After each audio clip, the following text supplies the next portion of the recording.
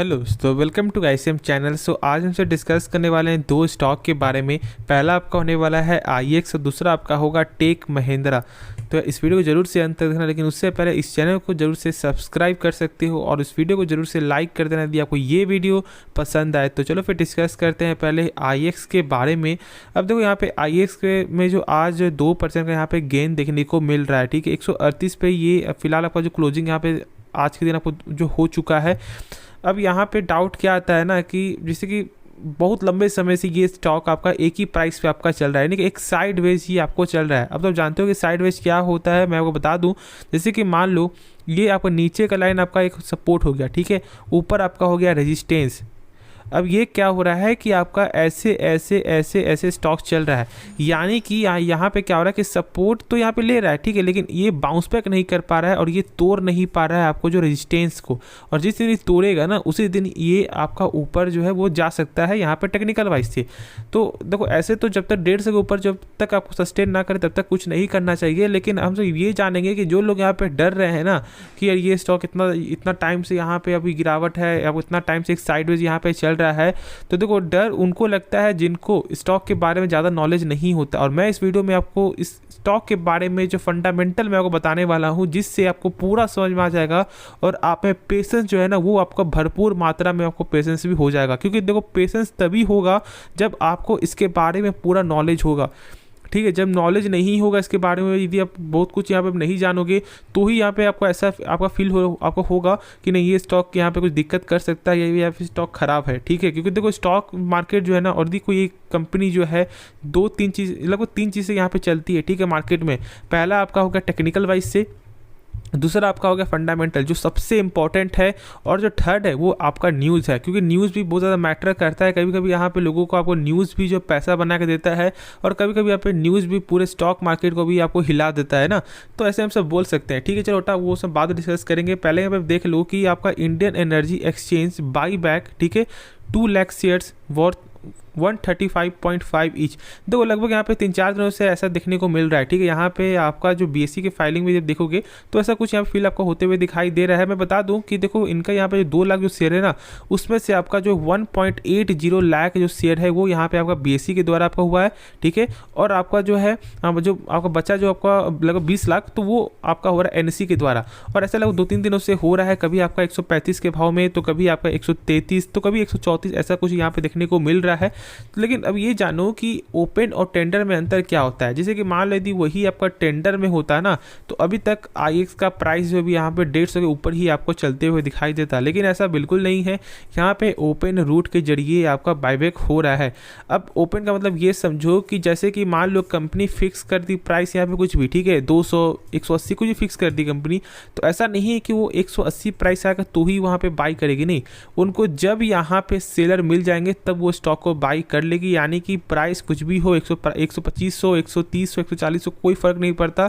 यदि यहाँ पे सेलर आपको मिलेंगे तो वो यहाँ पे बाई कर लेंगे। लेकिन यदि ऐसा टेंडर में नहीं होता, टेंडर में क्या होता है कि जैसे कि मान लो कंपनी ने फिक्स कर दिया कि यहाँ पे 180 या 200 के प्राइस जो भी, तो वो 180 या 200 के प्राइस में वो बाई करेगी, ठीक है। और यदि मान लो उस दिन यदि आपको पूरा जो सेलर आपको नहीं मिलते हैं, तो फिर आपके पोर्टफोलियो से जो भी उनका यहाँ पे नीड है, जैसे कि 1% 2% का, तो आपके स्टॉक को यहाँ पे लेगी और उसका पैसा आपको जो रिफंड कर देगी आपके बैंक अकाउंट में आ जाएगा। तो ऐसा होता है टेंडर और ओपन रूट, ठीक है।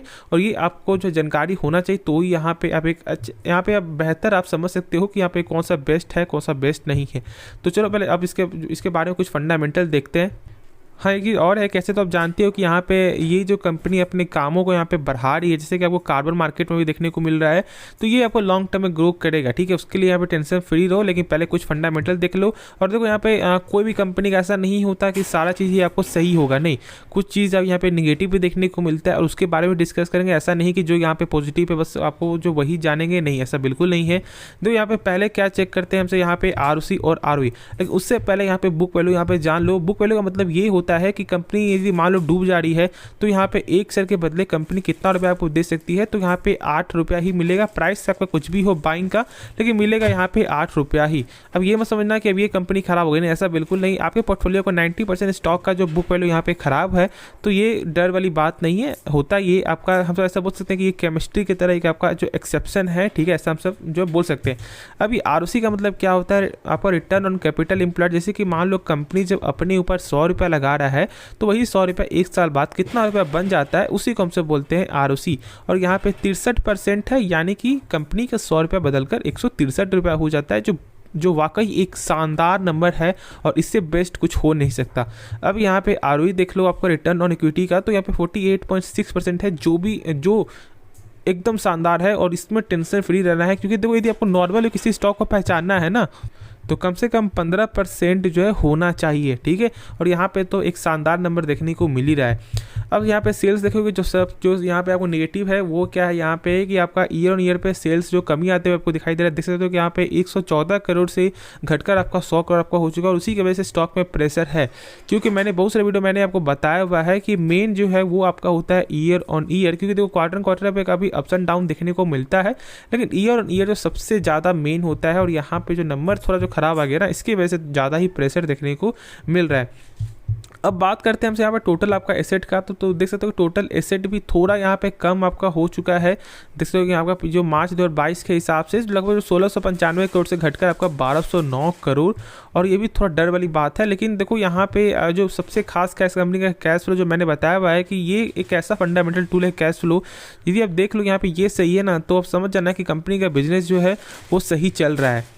अब यहाँ पे कैश फ्लो का मतलब क्या होता है कि जो भी कंपनी सामान बेच रही है, क्या उसका पैसा जो है रिटर्न आ रहा है या फिर नहीं आ रहा है। तो देखो यहाँ पे 788 करोड़ है, और इसका चेक करने का तरीका क्या है कि इस नंबर से कम होना चाहिए टोटल प्रॉफिट। तो चेक कर लेते हैं यहाँ पे, तो देख सकते हो कि आपका 303 करोड़ ही आपको देखने को मिल रहा है, जो नंबर कम है। यानी कि एक पॉजिटिव यहाँ पे कैश फ्लो देखने को मिलता है।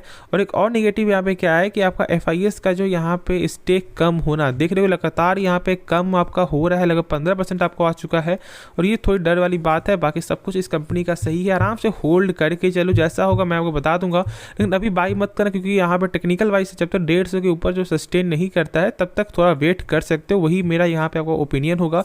बाकी खुद से एक बार इसके बारे में जान लेना तो बेहतर होगा।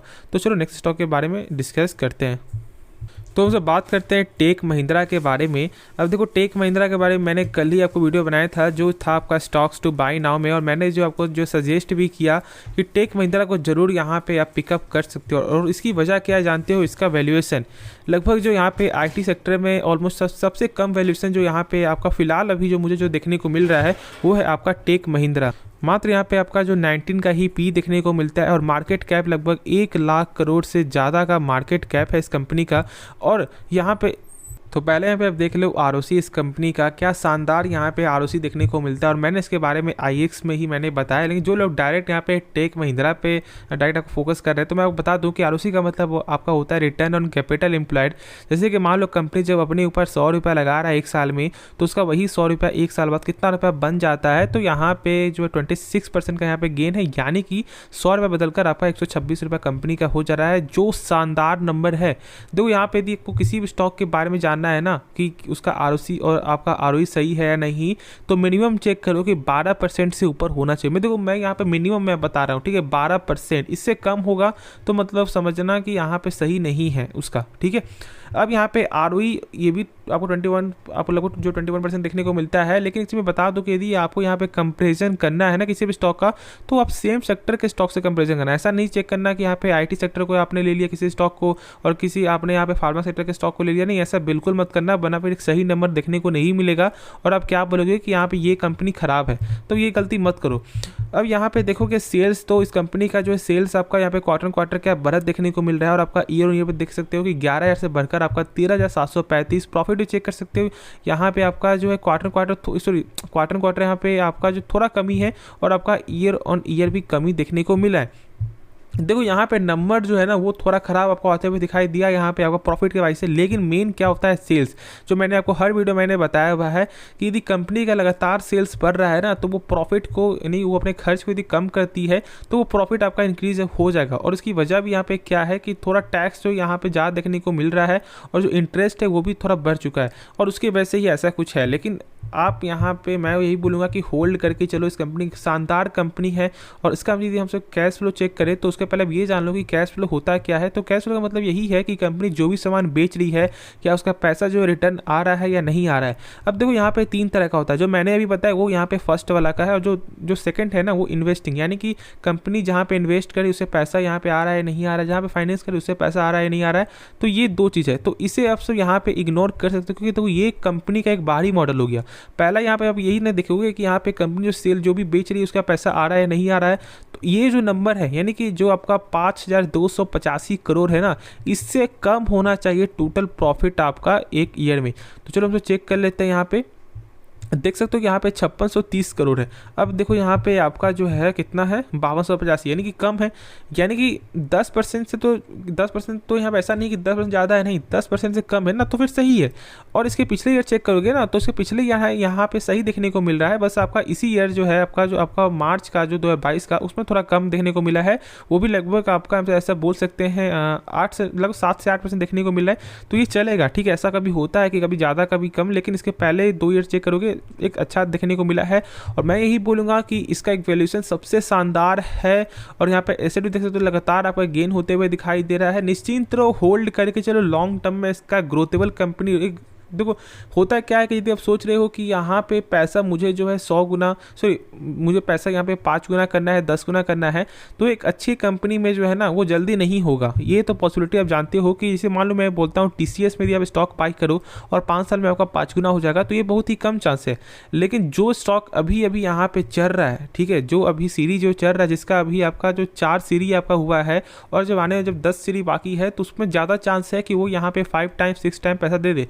अब मैं ये भी नहीं बोल रहा कि यहाँ पे 5 साल में आपको इतना ज़्यादा रिटर्न मिल जाएगा, लेकिन जो लोग यहाँ पे लॉन्ग टर्म के लिए सोच रहे हैं एक अच्छी कंपनी को, तो आप जरूर यहाँ पे टेक महिंद्रा का फोकस कर सकते हो। खुद से एक बार इसके बारे में जान लेना, खुद से इसके बारे में एक बार समझ लेना, उसके बाद कोई डिसीजन लेना। लेकिन मेरे हिसाब से एक अच्छा स्टॉक है, इसको जरूर फोकस आपको रखना चाहिए। तो अभी क्या करना है, जो लोग लॉन्ग टर्म के लिए वो बाई कर सकते हैं, लेकिन पूरा पैसा एक बार मत लगाना, कम से कम 20 या 10% ऐसे करके स्टॉक को बाई करो अभी, ठीक है। और शॉर्ट टर्म के लिए जो है यहाँ पे आपको एक थोड़ा जो स्टॉप लॉस यहाँ पे लगाना पड़ेगा। स्टॉप लॉस थोड़ा क्या, स्टॉप लॉस लगा के ही ट्रेड करना है, क्योंकि एक अच्छा खासा यहाँ पे गेन हो रहा है। और मेरे हिसाब से तो अभी ये जो स्टॉक है 1250 के ऊपर जाने वाला है, ठीक है। तो अभी इसी फोकस कर सकते हो, लेकिन खुद से एक बारे में जान लेना, डिस्कस कर लेना। तो इस वीडियो को अंत करते हैं, लेकिन उससे पहले इस चैनल को जरूर से सब्सक्राइब कर सकते हो और इस वीडियो को जरूर से लाइक कर सकते हो, दोस्तों में जरूर से शेयर भी करते हैं जिनके पास ये स्टॉक है। तो मिलते हैं नेक्स्ट वीडियो में, तो तब तक के लिए धन्यवाद।